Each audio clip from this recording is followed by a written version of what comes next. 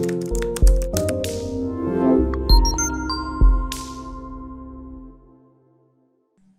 is Valerie Van Boeven with the Senior Care Industry Netcast, where leaders with 3 or more years in the senior care industry share their advice. It's 6 questions in 9 minutes, so let's get to it. In a few sentences, tell us who you are and what you do. So my name is Rick Graffagna, and my company is Senior Solutions, and we are a senior housing and in-home care finding service. In essence, we're kind of like matchmakers. You know, we try to learn and find out as much as we can about what the situation is with the family and understand, what's important to them, what levels of care they're looking for, what types of housing, what's their geographical preferences, what's the budget kind of look like. And then we become matchmakers, literally we're trying to connect them with the situations and the options that make the most sense based off of what their circumstances are. Thanks. That is a great service. We need thousands of you because this is a challenging place to be when you're a family or a senior who's having to make these kinds of decisions. So, absolutely, they don't even really know in many cases what questions to ask. That's right. They don't know where to start. They don't even know what they don't know. So yes. It's hard when you haven't been through something like senior care or long-term care issues or changing how you're going to live or where you're going to live. It's a tough time, and it's hard to manage all those decisions. So thank you for what you do.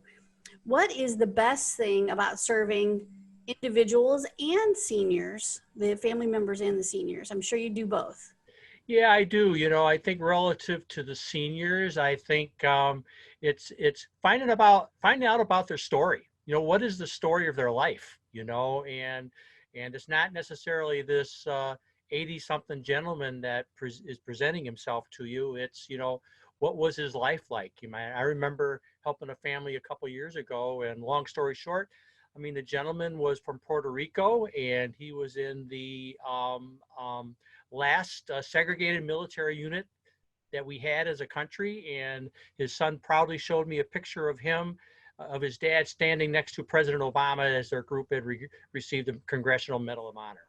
Wow. And so again, everybody has a story, and trying to find out what that story is, I think is fabulous. And for the families, I think it's getting to know them and understanding a little bit of the family dynamics, and helping educate and helping them develop some options that they're yearning for to help solve whatever situation is that they're trying to solve. Yeah, a lot of good listening skills comes in really handy. Yes. Because everybody does have a story and a life. It's not just what you see today. So yeah, absolutely. They deserve our respect, and they deserve to live in whatever way they want to live, with dignity for the second half or maybe third half of their lives. Of their life, yeah. Yeah. So, all right. So I'm going to switch gears for a second and ask you a question about online marketing, because it's been tougher to do business in person lately, especially. So what is your experience, or what's your thoughts about online marketing? How do you do that? Well, I think it's I think I'm doing more now than I would have done in the past, for obvious reasons. And so, there's a few buckets. I was always involved with 3 senior service networking groups. I have leadership roles with them. And so now, in fact, right prior to this, I had a Zoom meeting where I was hosting about 45 people. And so that helps develop and continue the presence that I've had in the marketplace. The other thing is that one other thing is that I'm involved with 2 other groups, and I co-host and help sponsor 2 CE events each month. And so like tonight I have another event, and I think as of this morning we had like 55 professionals that have registered and signed up for that. So that allows me to again maintain and develop and enhance my presence, from a marketing standpoint. And then thirdly, I've got a presentation I call Senior Housing 101 that I've done quite a number of times, mostly affiliated through the libraries. And so now libraries have pivoted, where a year ago I was doing them in the library, and now, we're doing them via a Zoom presentation. So I don't think it's challenging. I think it's just different, and you just have to pivot and go with the flow based off of what's going on right now. You're right. Yeah, everybody needs to just do the best you can with the tools you have. And actually, you said you were doing Zoom before the coronavirus, before our pandemic issue happened. And I think that, this opens a lot of opportunities for people who couldn't get to the library or couldn't, didn't have the option to be in a group because they weren't going to travel or they couldn't get to the meetings or whatever. And now, it's not ideal maybe, but it's a great way to invite more people who maybe didn't have the opportunity to join us before, and to have even a bigger presence outside of your Well, small area. there's no doubt, especially the CE presentations where before Yeah, they were face to face and maybe in a restaurant, and so geographically and financially, you maybe kept the group a little bit smaller, and now the more the merrier, so it right. works out great. And I think people right now, I think we're getting kind of back to a little bit more busy, but for a long time, there was nothing better to do than get more education, do those projects you couldn't do for a while. So it is a great time to express, your ability to do Zoom and do other kind of meeting techniques and get more people involved. So thanks for your insight on that. I'm glad you were doing it before and now too. Okay. There's probably other successful leaders in your area or organizations that you really admire. They do a great job. Is there anybody you'd like to give a shout out to? Sure. Gentleman that comes to mind is Pete Miska. He owns and operates Phoenix Home Health here in the Chicagoland area. They have been a 5-star rated agency for the longest time.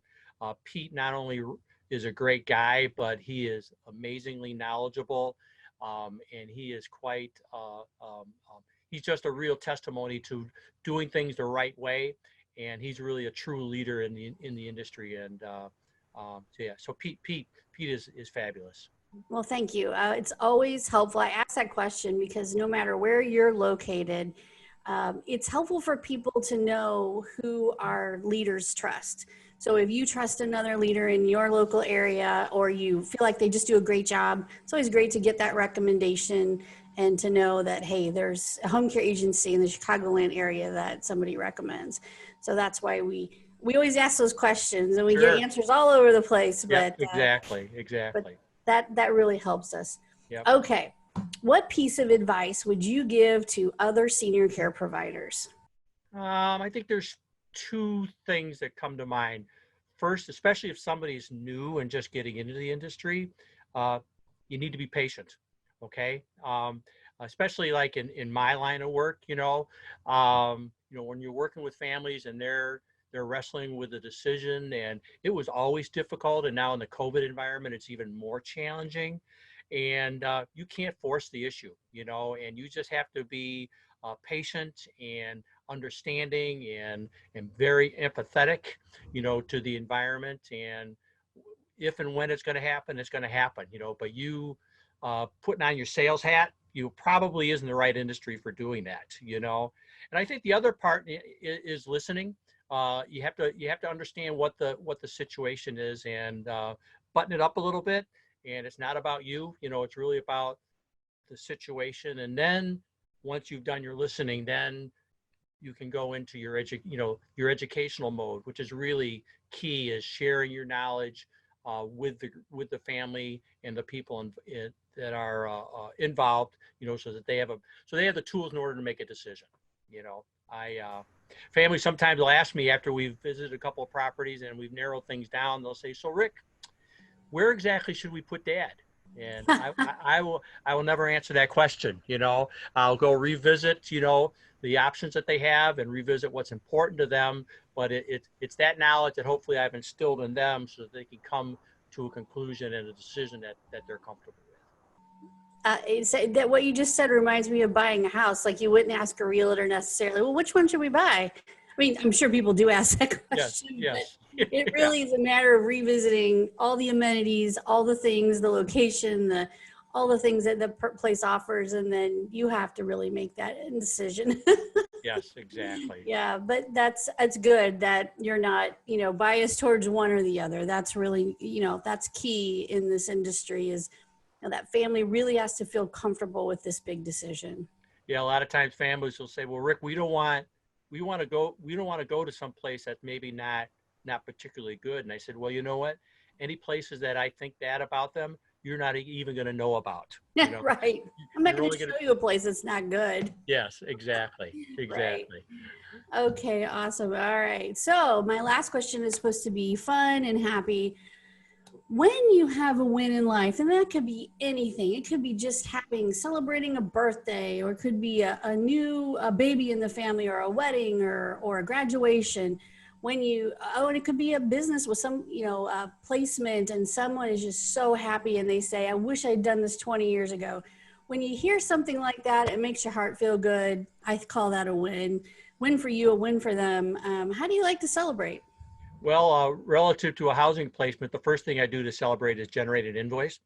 But anyway, but besides that, I really try to think about um, where we able to get a family from point A to that decision point, and that really does warm the heart. And I don't, I don't say that, kind of tongue in cheek wise. I mean, that's truly, that's really why we do what we do, Mhm. and trying to help families, get to a point where they're more comfortable with the decision. And when it does finally happen, I celebrate, in my mind, knowing that, they're now in a much better place than where they were when we started. That's awesome. Yeah. It is such a gratifying and rewarding feeling to know you've helped someone else or in a whole nother family who started out with, maybe a lot of overwhelm, and now they're settling in and they have some peace of mind. So that's great. All right. Well, I want to thank you for being on the show, for sharing your wisdom and advice with us and with other professionals and consumers out there. That's why we do this, for good news and to share our wisdom so that others can either be better stewards of their resources and knowledge, or so that consumers can know where to turn. So thank you. Well, thank you for inviting me, Valerie. It was great.